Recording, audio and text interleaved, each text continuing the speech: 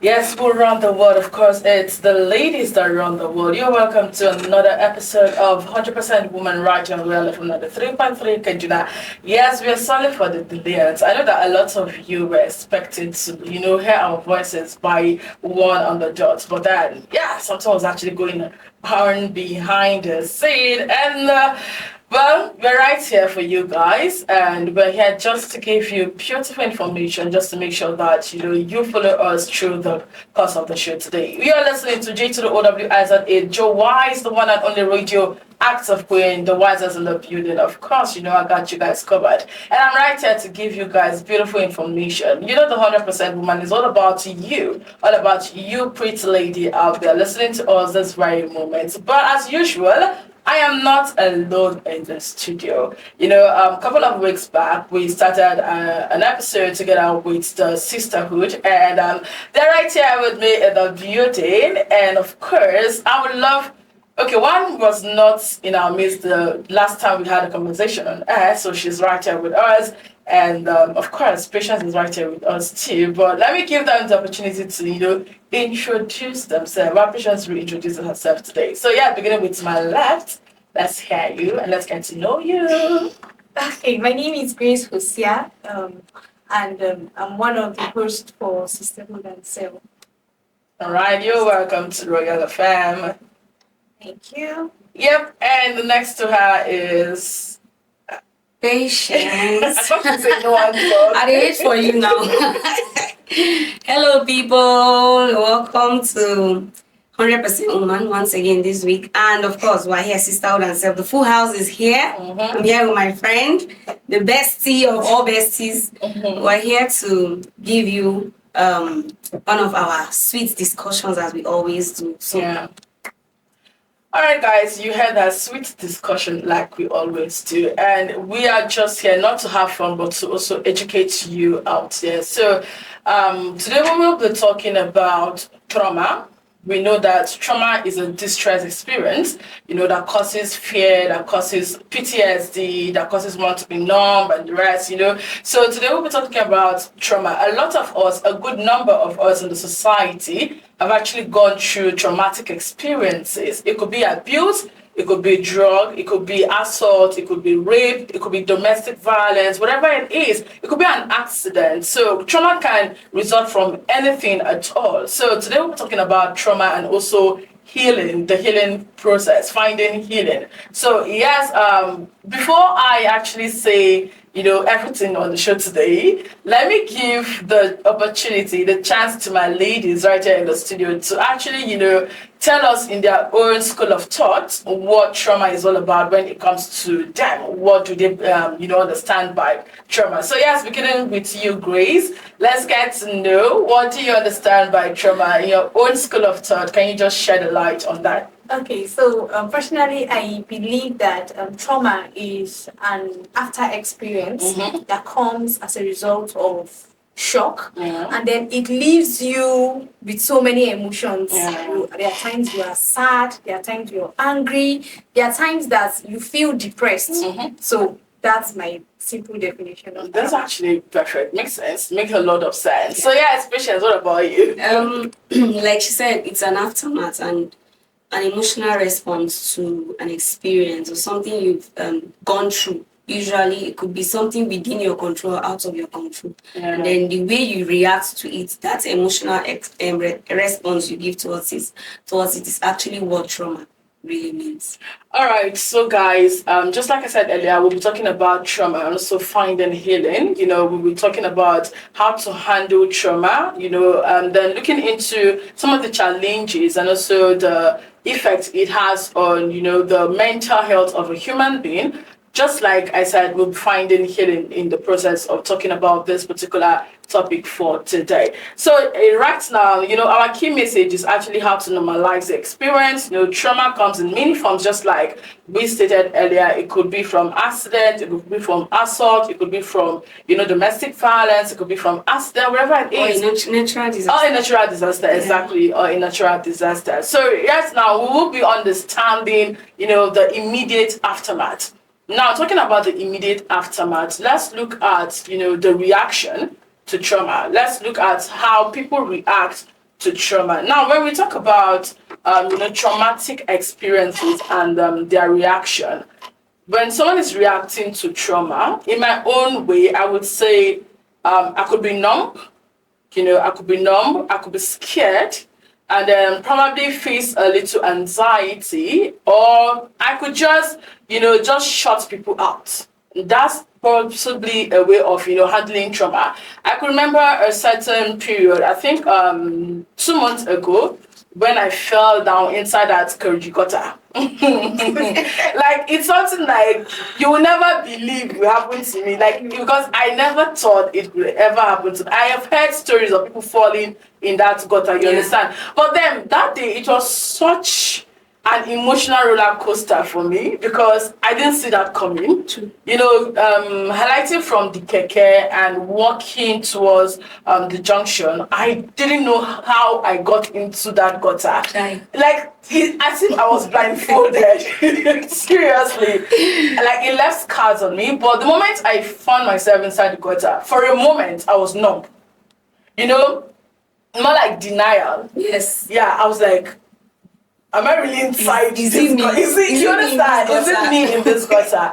Like, I was in a denial state, and I was numb for a moment. People were actually trying to talk, but my mind wasn't really there. Yeah. And for a moment, I stood calm inside that place, and after a few seconds, or probably a minute or so, I then stood up.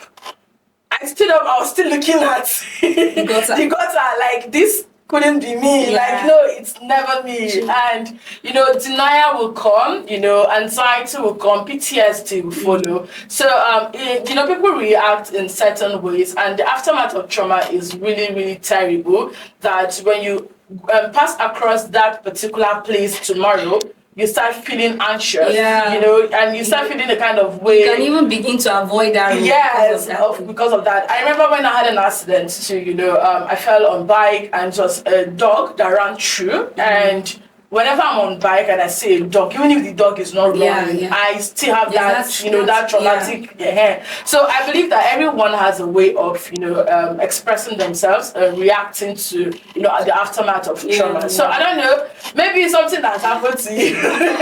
Usually the first thing that comes to you is that shock. That shock of now this scenario you painted is just, it looks like it's a small fraction of trauma. Like, you would think people experience bigger traumatic experiences than this, but that's just a definition of what trauma is. There is no degree to how great it can be or how small. No. It just depends on the response you give towards it. Like you just talked about falling into a gutter. Sometimes you find people that have had accidents on the bike.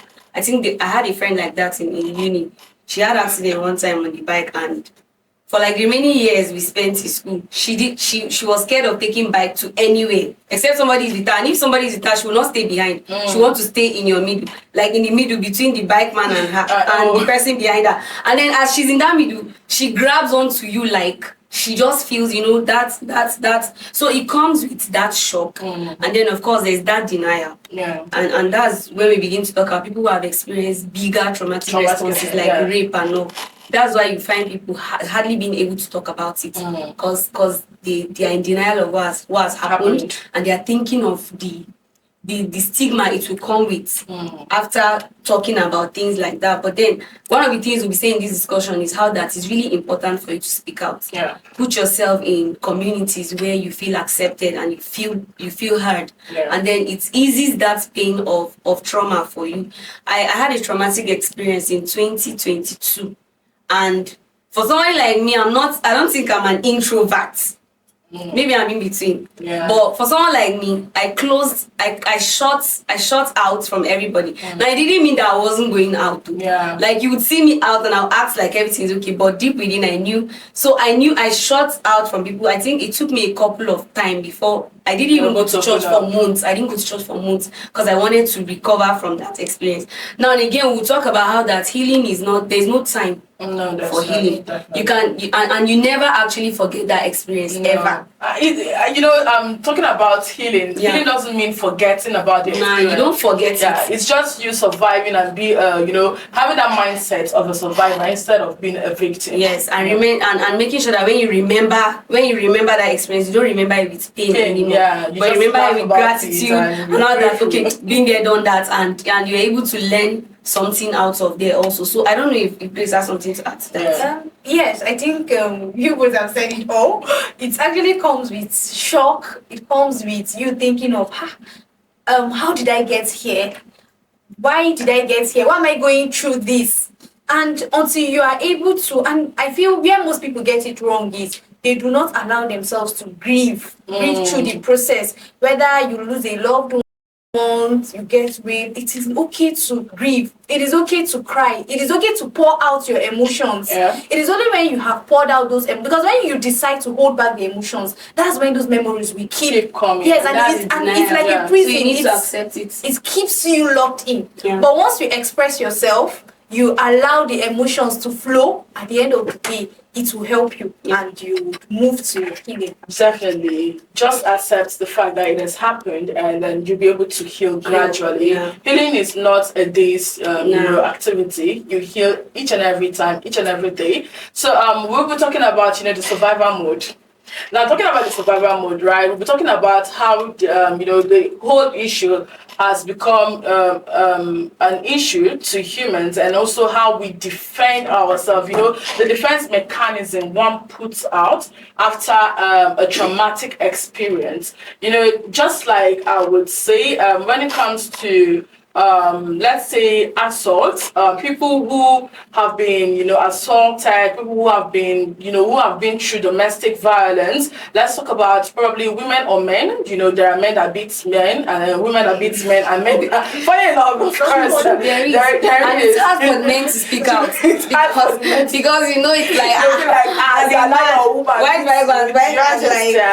exactly. So just like we're talking about the defense, talk about survival mode. Now, some people, when it comes to survival mode, they shut out, just like you mentioned earlier. They shut out everyone. They are living, but they're not existing. True. Do you understand? They are living, but they are not existing. It's more like their world has crumbled, and then they're looking for straws to grab. Now, if we look at the survival mode of these victims and traumatic experiences, most of them, they are harsh. When you are affected, you who is actually pained will always want to cause pain to others. So except you open up to heal, but in as much as you have been hurt before, because hurting people cause people hurt. Yes. So in as much as you do not accept to heal, you do not open your heart to heal, you will definitely cause pains to other person, because of course you've gone through it, and you say if it was done to you, of course I can do it to another person. Like sitting, you sat down in that pain and you drowned in it. Then what you give out there is that hurt. Is that hurt and pain. So a lot of people try to actually shield themselves and box themselves in, and they try to be aggressive towards whatever it is that people do to them. It could be that you're coming with a kind mind, you're coming with something good, but because of that experiences, you build a defense system already. So they are just there to shut you out. They are there to be aggressive. Where every small thing you say, they are fighting with you already, even when you're not fighting. So I don't know, for people out there that they're trying to survive, I don't know, do you have any word to say to victim of traumas and them being in this survival mode? What do you think they should do better instead of fighting and instead of pushing people away and shutting their doors out? Yeah, so like we've been saying, it's important that you accept what you have experienced. Now, there's this 3F I saw somewhere that was talking about the natural defense mechanism that people who have gone through trauma usually just do, is that they either decide to fight, they either decide to flee, or they decide to just freeze themselves there. So one of the ways that you can heal, allow yourself heal, is take that time to heal. Accept that yes, this has happened to me, whether it is rape or you lost someone or you were displeased as a result of insecurity, you know, all of that has a way of affecting you. Or even having a family member who is sick. For some reason, all of that has a way of affecting you mentally. Yeah. But then you accepting that this is reality of life. Trauma, everybody experiences it. Whether it is your fault or it is not your fault, you will definitely experience something that would give you a traumatic experience now. But for you to be able to grow out of that is allowing yourself heal. No matter how long it takes, just let yourself heal. Allow yourself take out that time to accept, to learn, to grow out of it, and be able to come to terms with the fact that this has happened, and I can live with knowing that I have experienced it, but this doesn't shape who I become. Yeah. This doesn't determine who I become tomorrow because of this experience that I have gone through. So usually that's natural defense mechanism comes in naturally. Like you find a lady, for example, whose heart was broken, who was served breakfast. It's easy. It's the next thing that comes to our mind is this, especially if it is a scenario that is not her fault. Yeah. You know, in culture. Yeah. So the next thing that comes to our mind is the next person that is coming. I'm gonna bleed on him. You know, like for this experience, this part, this picture that has been created, I'm going to create a defense mechanism with the next person that is coming. Now that person is coming and he's just coming to maybe just love her. Do you understand? You understand? And then she's already. Yeah. Why are you being too nice? The niceness is suspicious. You understand? Your It's too niceness, good to be it's true. not normal for you to be nice like this. Why are you loving me like this? It's not normal for you to love me this way. You know, all of that. But then, like we've been saying, allow yourself heal through. Allow yourself heal through it and come to terms with the realization that this has happened. Yeah. And then if it means you talking to somebody, take yourself out there, talk to someone. I mean, there are therapists now that can give you attention, and it's no longer a big deal in Nigeria to talk to a therapist. Sorry, you can be able to talk to someone. It might not be a therapist, maybe it's a stranger. You don't want to talk to a therapist. You could have somebody in your circle that you can open up to. It could be your parents, it could be an elder sister or a sister within your circle that you can be able to. But then talk it out. Definitely. Talking it out actually, I mean, take it from someone who has gone through really a traumatic experience. Talking it out is very, very, of course, it's very therapeutic. Like it helps you. You don't even know it helps you, but then it does. And you just find yourself that within a short period of time, you find that by the time you remember it, you don't remember it with that pain or regret, but then you remember it with gratitude that, okay, I have been able to experience and I can be able to talk to someone about overcoming this experience tomorrow. All right, you know I was going to come to you, definitely. So we'd love to also hear your own input on this particular survival mode too. So what do you have to say? Okay, so I think she has spoken about the aspect of talking to someone. So there are some people out there that are not really comfortable. I will not really use introverts or extroverts, but they're not comfortable talking to people. So I think one of the ways you can handle trauma is journaling. You write down your emotions. I have gone through the process of a traumatic experience and I know what journaling did for me. So I write down how I feel because I may not be comfortable going out to speak to someone because I feel maybe what if I tell this person and she tells this person and then my story goes all out. It becomes a public story. Yeah, so I decide to journal. So and then I feel people that have survived traumatic experiences can also journal. Get a book, get a pen. Every day you write.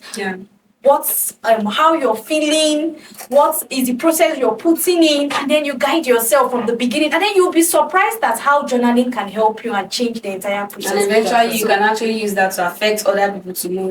You could write a book about that with you. Journaling can really go a long way. And then focus on the brighter side. That's what most people do not do. They just focus on only the incidents that happen. But look beyond that incident. How can you use that incident to help other people out there? So let's say for a lady or for a young person that loses a loved one, if you are able to overcome that situation, I know the pain may not go forever, but it puts you in a place to encourage other people out there and tell them that I've been there. Same thing with people that have survived rape. They would say I've been there, and because they are better, they are in a better position to counsel other victims that are going through the process. And before you know, you're a mentor and you're mentoring other people. True. Okay, I just want to add on this survival mode. First of all, you said acknowledging the issue, acknowledging that yes, I have been hurt, acknowledging that okay, something happened to me, yes, and I have been hurt and I need to heal. That is the first stage. And also talking to people, journaling. Also, she mentioned journaling, writing down your experiences, your emotions, every single thing that you feel about what has happened to you as a person. When you write it down, of course, tomorrow when you come back to it, you get to realize that, okay, probably I'm moving past this, this experience. And apart from that also, talking to someone do really matter. Talking about therapy, now it depends if you want to go to a therapist or you want to talk to your loved one, just like you said. Now there is something I would love to say about, she mentioned about rape and also forgiving the fact that you've gone through that experiences. First of all, if you are a rape victim, the first thing you need to do is to forgive yourself. It wasn't your fault. Yeah. Because a lot of rape victims, blame themselves. Yeah, they blame themselves that, probably I did something wrong, or probably it was my dressing, or probably the way I spoke, or you understand? Yeah. So first of all, you need to forgive yourself as a person because it was never your fault. A rapist is a rapist. Whether you put on a long gown or not, definitely, a rapist is a rapist. Their mindset are just crazy. You are not the fault, irrespective of the way you dress, the way you speak, or where you were at that particular moment. A rapist is a rapist. You are not at fault. And then if you really want to heal, gone past this experience, you first of all will have to also forgive the person. It's going to be hard. It's going to be hard, and that's the most. Yes, it will take long, but then nobody's telling you to forget the experience. Yes. But first of all, if you really want to heal, you will have to forgive the person. You have to say, I so and so forgive the name of the person, or probably forgive this person that has hurt me in this manner. When you actually utter these words, gradually you get yourself, you become whole again, you become fine. You even use your experience now as a point of contact to someone out there, and someone will be like, oh, if this lady was able to survive it, I will also be able to survive it. So it depends on how we actually turn around our experiences. We should not wallow in them. We should not drown in them. We should not swim in them, because of course if we continue to stay there, we will not come out of it. We'll keep drowning till the day it actually ends us.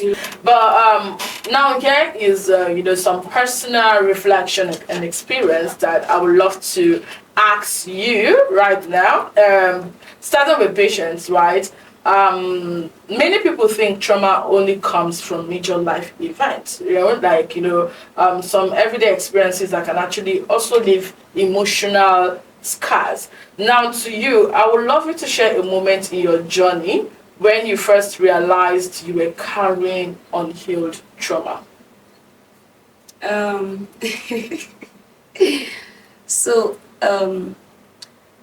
I think for me, so now I have this thing against people that take alcohol. I didn't really know that it came from a place of pain until I began to ask myself questions of why I had that thing. And it was because I had lost people over time within the family that had been people who gave themselves into alcohol completely. So, and because I grew up, being close to somebody right from small, and then suddenly the person, you lose that person to that thing. So that experience, not one person, not two people, not three people, not four people, it left a dented image in my mind that I didn't know was there.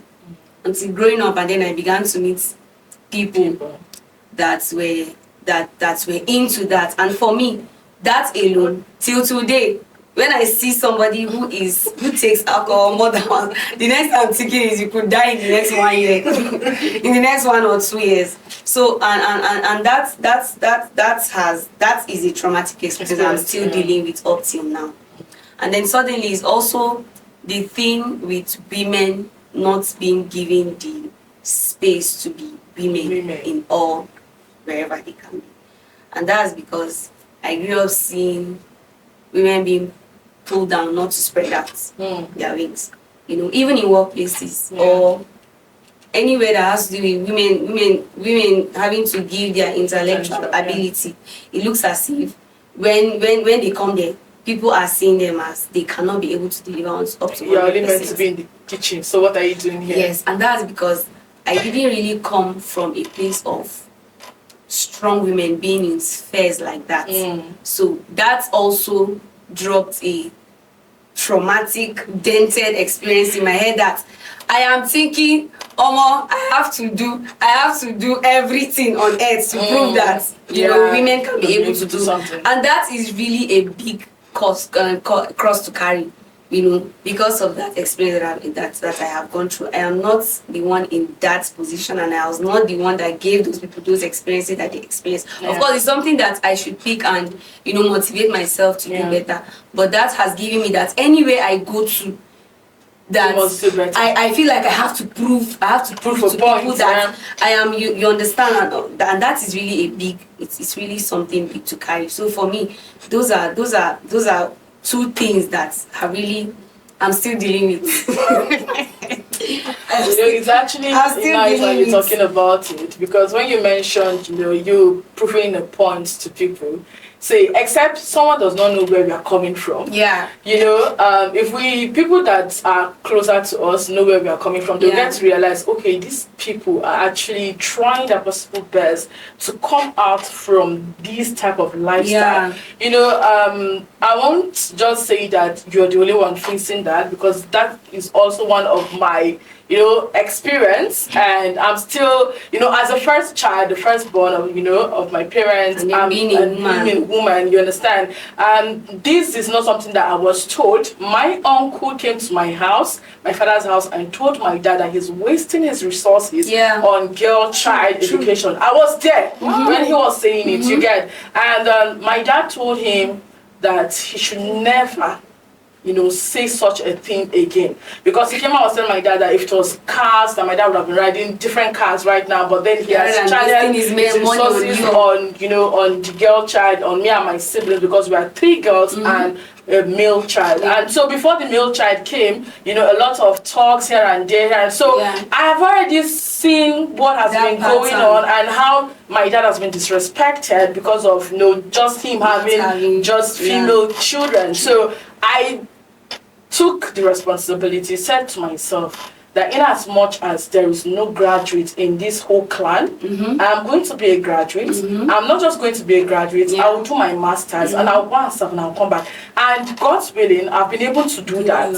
I've been able to do all of that. Right now, I'm a master's holder, and I am looking forward to being a PhD. You understand? So yes, I'm not just proving a point, but I'm telling the world that yes, in as much as you can do have it in mind to do it, it's possible to do it. Well, I'm also grateful to my parents, because they are also, they're supporting. Because my dad, when it comes to education, of course, you go chop him money for that one.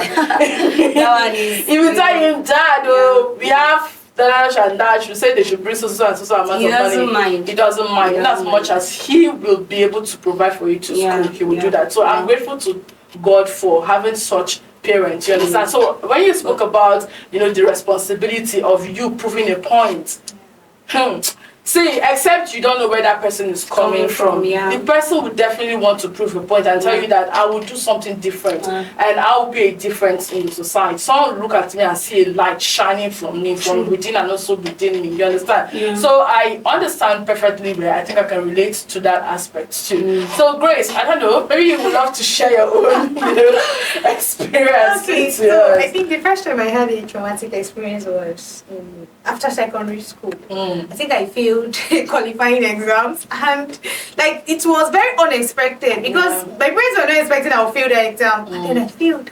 I didn't know, all my mates were getting admissions and I was at home, and that's trauma. It made I think one of my trauma response was I doubled the way I studied. Yes, and then the next year I was able to write the exams, I passed and I got admission.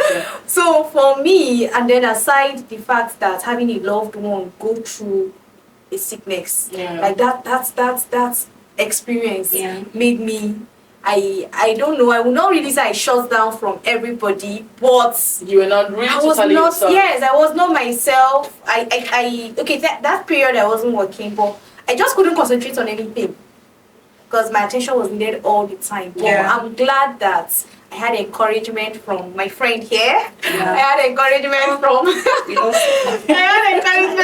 loved ones. I had encouragement to pull through the process, and today it's something to be grateful for.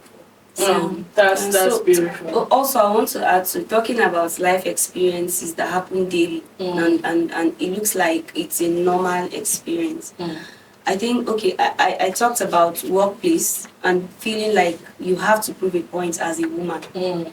You know, we can't stop saying that. Of course, exposure is coming now, and it looks like, yeah, some workplaces are just, and like it or not, this thing still comes in subconsciously.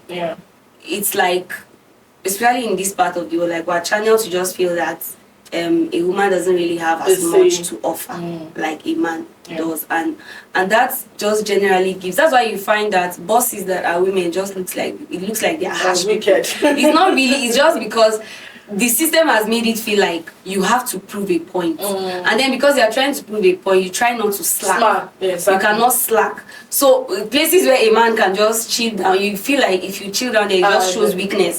So that's why you find women just being defensive. They're just defensive in atmospheres like that. And then also talking about having a sick person. I think both of us have shared that in common. Having to take care of a sick person at home, and it's really a traumatic experience. It looks like it's nothing, because when you come out, it's the world and life goes on, but it is really a traumatic experience, because you don't have your schedule anymore. You cannot have your schedule. That's the first thing that happens to you. You can't have your schedule again. The way you can normally just plan that, oh, today I'll go here, you have to impute the fact that that person is part of your schedule. So you create time for them. It means that there are things that you need to spread out and do that you cannot do. So those are like daily life experiences that just somehow just dents in our head. Aside the fact that falling in the gutter like Joa is there, and all of those experiences that sometimes it just shapes, just has a way of shaping you and just making you create those natural defense mechanisms that it's not even in your you don't do it consciously, it just comes out. But then I'm happy that we're talking about living through it, accepting it, and then learning from it, and accepting the fact that those things, like accepting the fact that I now have a sick person at home. I just need to accept this fact that whether the person gets better or not, I'll try as much as I can to just be there. As much as there are times that I want to spread my wings and do what I want to do. The reality is I am where I am right now. This is how it is. Then also being in the workplace and you have to show yourself, and sometimes even when you are trying your best, it looks as if you're not doing anything, because the people they are making you look as if there's nothing you can offer. Just do you, be there, do what you can do. When you need to show up. When you need to do that which is your responsibility, do it. Make it be that you are not in competition with them, you're in competition with yourself. Who you were yesterday, who you are becoming today, and who you will be tomorrow. And before you know it, for some reason, God has a way of taking you out of situations like that and putting you in places where you are being appreciated. Definitely. All right. So, looking at my last two questions, because I'll be, soon be rounding up due to time. I would love to know, healing looks different for everyone. So what did your process look like? And then what role did community, faith, or therapy, play in your healing process? And also, how can friends or loved ones support someone going through a healing, process? Okay, I would say it's very important to push strengths from people around you. Don't just think you can do it alone. Just like she said earlier, you need to push strengths from people. Many victims or people that go through traumatic processes, when you see somebody willing to help you, say no, because of the pain, I want to handle it on my own. But no, these people have seen your strength and they are willing to offer a helping hand. So feel free to accept that helping hand. It's like they are helping you to share your cross.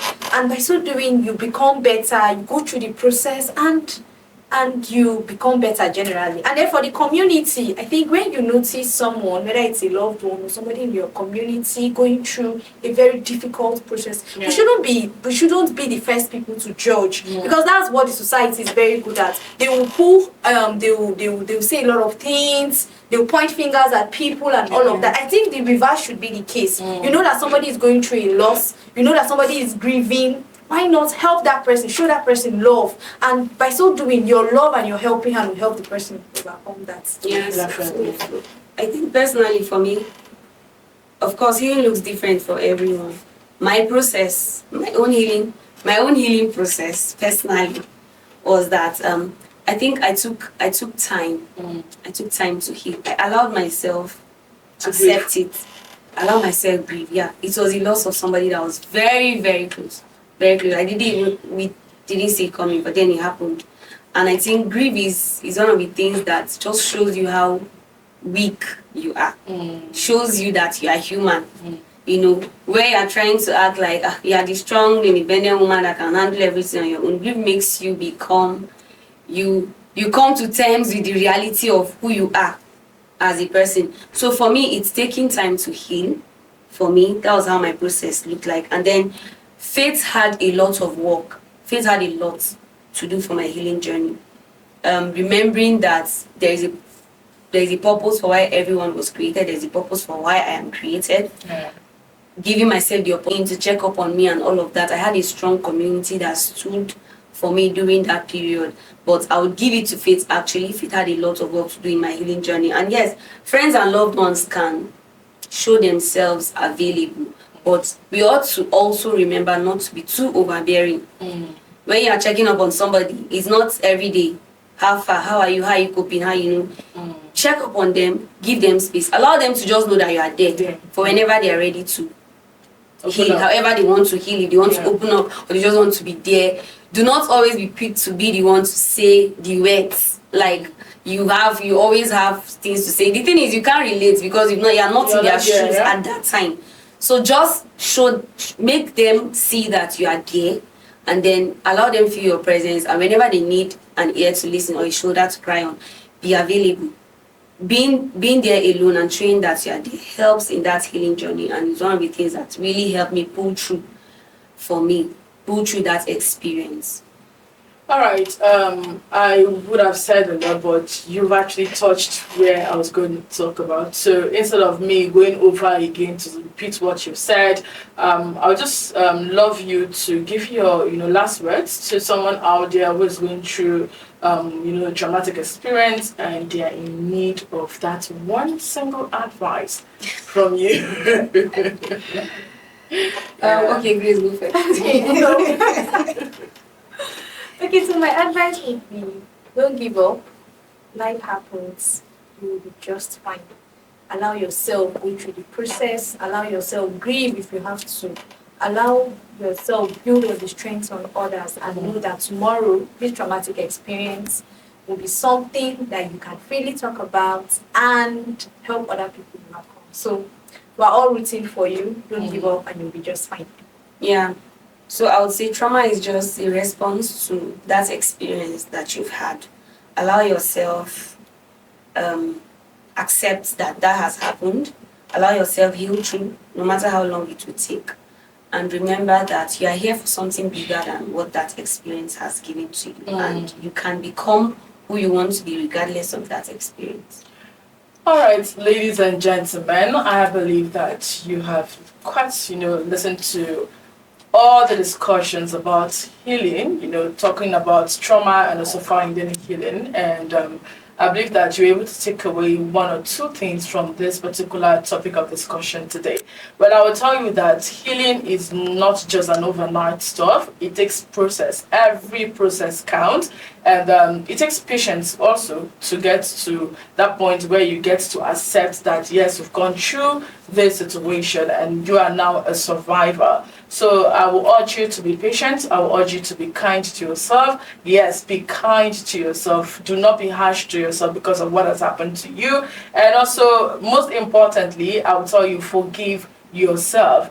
It is a thing that has happened. You were not at fault. And also, I will pledge and urge you to always be positive in everything that you do. Make sure that you have a positive mindset. Be optimistic about your future. Do not let anything weigh you down. Yes, it's a gradual process. Yes, there are relapses. There are times that, you fall back, but then you have to pick up yourself and also, continue your journey. So, yes, this is from me to you with love from our heart right here, coming from Real FM 93.3 Kejina with the sisterhood in the building. And I am J to the O, W-I-Z-E, Joe is the wisest in the building. Together, I've been doing this with Grace Hosea, and of course, Patience Abilu Anthony. Yeah. So yes, thank you once again for joining us. Do well to keep listening to Real from 93.3 Kajuna, and see you in our next episode on the 100% Woman. Stay safe and have a great Wednesday. Bye.